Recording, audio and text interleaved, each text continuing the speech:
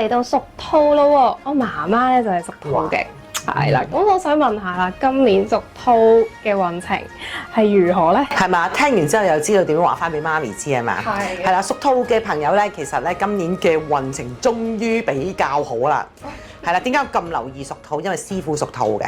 係啦，咁啊犯咗好多年太歲。其實咧，我哋今年咧屬兔嘅朋友咧都有擇界嘅犯太歲喎。咁啊總體嚟講咧，去到72分啊。咁啊不過咧犯太歲對我嚟講咧又冇乜特別嘅，即係咁多年我都會有方法去處理嘅。咁啊屬兔嘅朋友啦，咁啊係因為大家都知道屬兔咧，佢都係屬木嘅。咁啊咁而唔即係我哋叫做係流年啦，咁佢係火咯，咁就係叫木。火嘅通明嘅，咁佢裏邊咧就會略為有啲我哋叫做係要消耗自己嘅體力嘅，咁但係咧喺紫微斗數裏邊咧佢有天解星嘅，即係佢會可以幫好多人咧就分解唔同嘅難題啦，甚至乎自己嘅難題啦。咁仲有咧就係文昌星，其實呢都係吉星嚟㗎啦，咁佢創作力會好高啦，係啦咁樣樣。咁而且有一個叫做蜜月嘅星啊，蜜月嘅星咧就代表住就係話咧佢自己嘅適應能力好強咧，咁會可以咧習慣新環境啦，同埋會有一啲咧本身不約而同嘅壓力咧，都可以自己可以解決到嘅。好啦，咁事業方面咧，哇才華即刻顯現嘅機會啊！我下年啊真係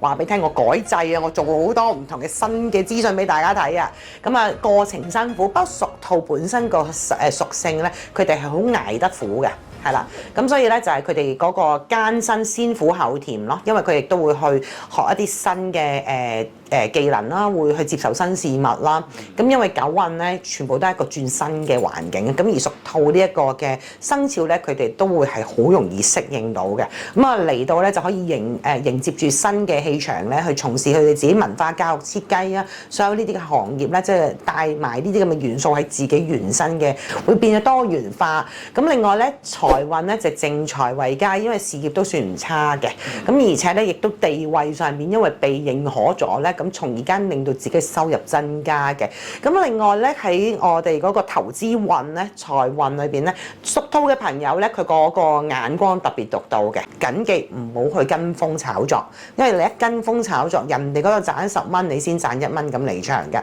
好啦，咁健康方面啦，咁因為咧屬兔嘅朋友咧，咁我哋用木火相生出嚟啦，咁木火通明啦，咁如果木火通明呢一樣嘢咧，都係往往都係個肝啦、眼啦，係啦，呢啲問題啦，咁盡量屬兔嘅朋友，因為好努力去學習啦，同埋好勤力啦，會令到自己捱夜啦，咁咧就記得咧係接觸多啲大自然嘅嘢，因為用木啊同埋綠色嘅嘢咧，都可以咧令到佢哋成個人嘅健康運。嗱，我偷偷同大家講，因為我屬兔嘅，咁我喺呢幾個月咧，我將我自己屋企嗰個嘅天台啊同埋騎樓咧都變咗一個小花園嘅。咁啊家庭運咧和諧嘅，係啦，咁同埋咧可能啊，即係我哋年長嗰班兔仔咧嘅即係小朋友咧就會有啲喜事發生嘅，係啦，喜事可能係結婚啊，又或者係自己咧啲小朋友咧都會喺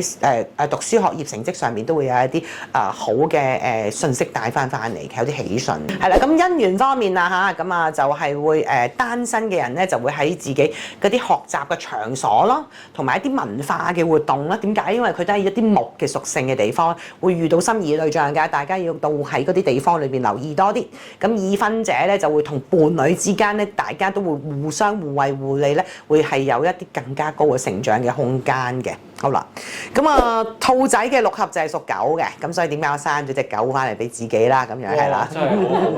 其實係個天俾我嘅，我冇特登計嘅，係啦，咁啊會係嘅，即係我喺屋企同個仔咧，咁啊大家會互相傾談嘅嘢咧，大家都會有好多佢嘅新嘅 idea 俾我 brainstorm 到，令到我自己可以喺我嘅事業啊或者我行業上面有好多好大嘅一啲嘅現代嘅幫助啦。咁另外風水方面係正東方嘅，咁啊係屬於屬兔嘅朋友嘅地方嚟嘅，擺一啲綠色嘅大葉植物啦，或者係最適宜咧就用啲木製嘅家具啦，或者咧可以請一啲咧木製嘅神像啦，擺喺呢個正東方裏邊咧，可以增強自己運氣㗎。咁個人方面啦，又係嗰啲青青綠綠啊咁樣樣啦。咁因為咧始終下年係一個火年 ，even 你假設你自己水裏邊都係太多嘅話，可以加少少，譬如藍色嘅一啲嘅飾物啦，係啦。咁而呢一啲咧用得多咧，會培養你自己去學習，因為你需要去學習嘅一年啦。咁另外咧都係